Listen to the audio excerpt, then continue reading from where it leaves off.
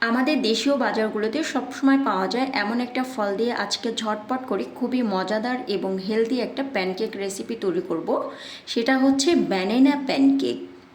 Banana প্যানকেকটা আমার এবং আমার বেবিদের ভীষণ পছন্দের, কারণ এটা হচ্ছে একাধারে হেলদি, সফট এবং ভীষণ ফ্লফি হয়ে থাকে।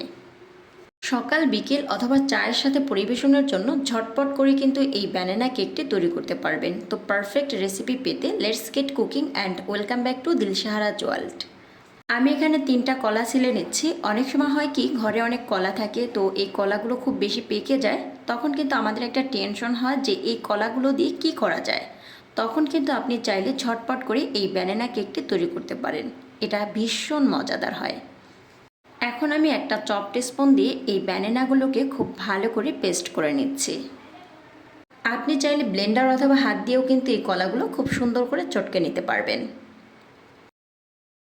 দোকানের কেনা কেক থেকে এই কেকটা কিন্তু স্বাদে কোনো অংশেও কম হবে না। এটা খেতে ভীষণ ইয়াম্মি হয়। হাফ কাপ নিয়েছি চিনি। আমি এখানে পুরো চিনিটা ব্যবহার করব না, কারণ কলাটা কিন্তু এমনিতেই মিষ্টি হয়। তো আপনি চাইলে চিনির পরিমাণটা বাড়িয়ে অথবা কমিয়ে দিতে পারেন, যেমনটা চুজ করেন। 1 চিমটি লবণ দিচ্ছি, কারণ যে কোনো মিষ্টি জাতীয় খাবারে সামান্য লবণের ব্যবহার মিষ্টির ব্যালেন্সটা ঠিক রাখতে সাহায্য করে। তো এখন এই কলার মিশ্রণের সাথে চিনিটাকে ততক্ষণ পর্যন্ত বিট করে নেব যতক্ষণ পর্যন্ত চিনিটা প্রপারলি মেল্ট না হচ্ছে। চিনিটা মেল্ট হওয়ার পরে দেখা যাবে যে কলার লিকুইডি ভাবটা কিন্তু আর একটু বেড়ে গিয়েছে। 2টা ডিম ফেটিয়ে নিচ্ছি। ডিমটা অবশ্যই রুম টেম্পারেচারে থাকতে হবে। এখানে আমি দেশীয় মুরগির ডিম নিয়েছি, তাই ডিমের সাইজটা কিন্তু একটু ছোট দেখা যাচ্ছে। এখন আবারও কলার মিশ্রণের সাথে ডিমটাকে খুব ভালো করে ফেটিয়ে নিচ্ছি। ডিমটা যত ভালো করে ফেটানো হবে, কেকটা কিন্তু ততটাই ফ্লফি এবং সফট হবে। ডিম মিক্সচারের কাজটা একটু সময় নিয়ে করতে হবে। প্রায় 4 থেকে 5 মিনিটের মতো একটু সময় নিয়ে খুব ভালো করে এটাকে মিক্স করে নিচ্ছি। রেগুলার রান্নার তেল নিয়ে নিচ্ছি 2 টেবিল স্পুন। এই প্যানকেকটা তৈরি করা এতটাই ইজি, আমার কাছে মনে হয় সবগুলো ইনগ্রেডিয়েন্টস হাতের কাছে থাকলে মাত্র 10 মিনিটেই কিন্তু এই প্যানকেকটা তৈরি করে নেওয়া যায়।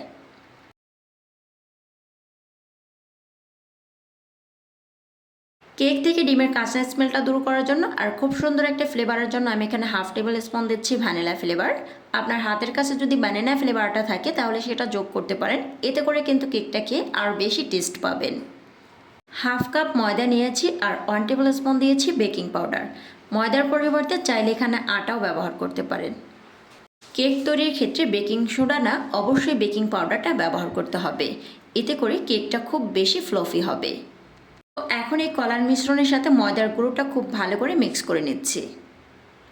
এখানে ছোট্ট একটা টিপস থাকবে, ব্যাটারটা যেদিকেই ঘোরাবেন একদিকে ঘোরাতে হবে। ব্যাটারের কনসিস্টেন্সিটা একটু দেখিয়ে দিচ্ছি। ভাজার জন্য একটা ফ্রাইং প্যান গরম করে নিয়েছি। এরপর প্যানে 2-1 ফোঁটার মতন সাদা তেল দিয়ে একটা টিস্যু পেপার দিয়ে খুব ভালো করে প্যানটাকে মুছে নিচ্ছি। প্যানটা গরম হয়ে যাওয়ার সাথে সাথে চুলার আঁচকে লো থেকে মিডিয়ামে রেখে কেকগুলোকে ভেজে নিতে হবে। কেকের ব্যাটার দেওয়ার জন্য আমি এরকম একটা কেক মোল্ড ব্যবহার করছি, যাতে করে প্রত্যেকবার একই রকমভাবে ব্যাটার দিতে পারি আর কেকের শেপগুলো একই রকম হয়। ব্যাটারটা দেওয়ার পরে একটি ঢাকনা দিয়ে দিতে হবে, আর ঢাকনার সাথে যে একটা এক্সট্রা ছিদ্র থাকে এটাও কিন্তু বন্ধ করে দিতে হবে। চুলার আঁচকে লো ফ্লেমে রেখে কেকটাকে বেক করে নিয়েছিলাম 3 মিনিটের জন্য। অবশ্যই চুলার আঁচকে লো ফ্লেমে রাখতে হবে, তা না হলে হবে কি, কেকের ব্যাক সাইডটা কিন্তু পুড়ে যেতে পারে। তো কেকটাকে উল্টে দিয়ে আবারও একটি ঢাকনা দিয়ে কেকটাকে বেক করে নেব মাত্র 1 মিনিটের জন্য। কেকটা দেখেই ভীষণ লোভনীয় লাগছে। হোপ দ্যাট প্রত্যেকটা কেক এরকম সুন্দর হবে ইনশাল্লাহ, আর সেটা আপনার ক্ষেত্রেও। আজকের রেসিপি নিশ্চয়ই আপনাদের কাছে অনেক ভালো লেগেছে। আপনারা দেখছিলেন দিলশাহারাজ ওয়ার্ল্ড। এরকম সুন্দর, সহজ এবং সুস্বাদু রেসিপি পেতে অবশ্যই দিলশাহারাজ ওয়ার্ল্ডের সাথেই থাকবেন। ভিডিওটি ভালো লাগলে একটি লাইক করবেন এবং চ্যানেলটিতে সাবস্ক্রাইব করে পাশে থাকার আমন্ত্রণ করছি।